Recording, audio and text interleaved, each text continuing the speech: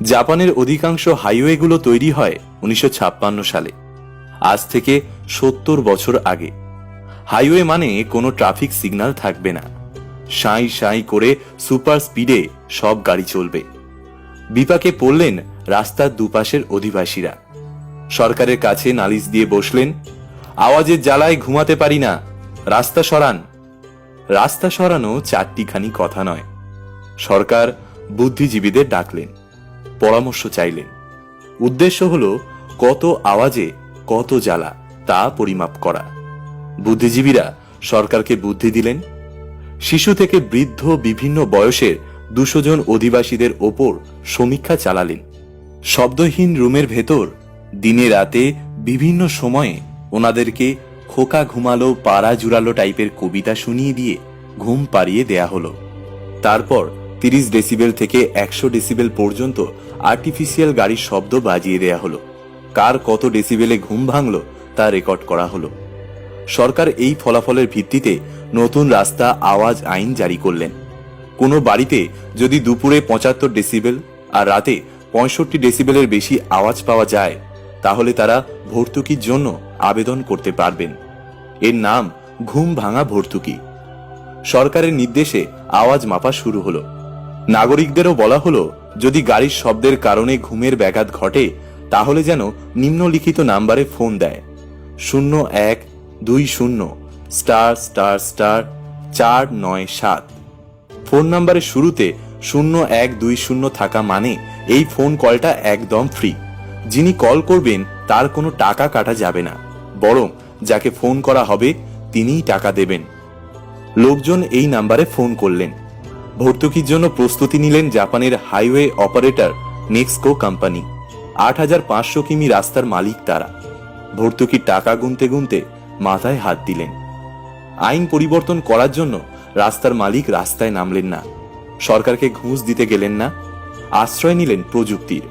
বুদ্ধিজীবীদের ডাকলেন, আওয়াজ আর জ্বালা কমানোর জন্য প্রযুক্তিগত বুদ্ধি চাইলেন। দুটো প্রযুক্তি কাজে লাগানো হলো। 1, ইঞ্জিনের সমস্যা না থাকলে আওয়াজ তৈরি হয় টায়ার আর রাস্তার ঘর্ষণ থেকে। নতুন উপাদান দিয়ে রাস্তার উপর প্রলেপ বসানো হলো। গাড়ি কোম্পানিগুলোকেও ডেকে বসালেন কম আওয়াজের টায়ার আর গাড়ির শব্দ কমানোর জন্য।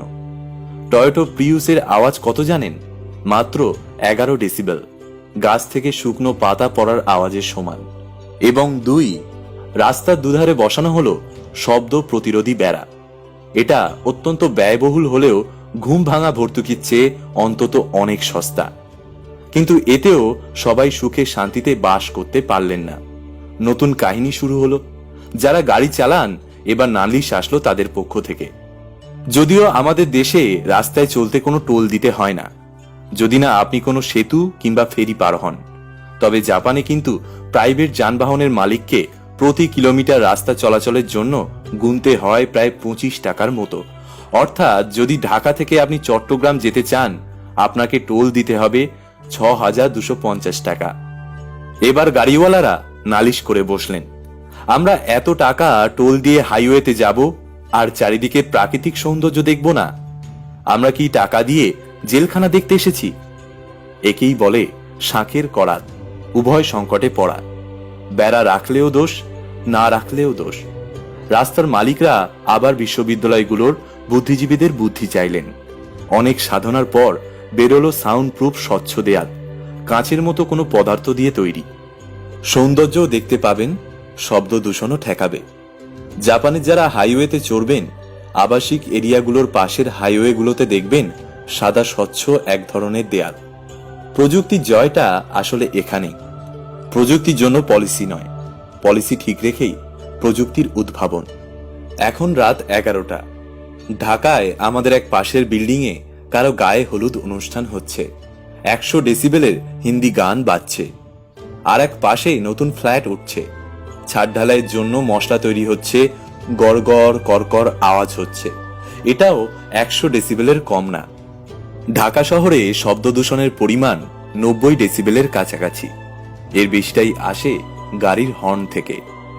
স্বাস্থ্যের জন্য ক্ষতিকর, অকারণে মাথা ধরা, হার্টের অসুখের কারণ। আর শব্দ দূষণ 100 ডেসিবেলের মানে আপনার শিশুর শ্রবণ শক্তিতে নানান সমস্যা দেখা দেবে। 10 বছর আগে ঢাকায় একবার একটি পরীক্ষা করেছিলাম, বিনা হর্নে কতক্ষণ গাড়ি চালানো যায়। এলিফ্যান্ট রোড থেকে কমলাপুর, কমলাপুর থেকে বড় মগবাজার, নো হর্ন।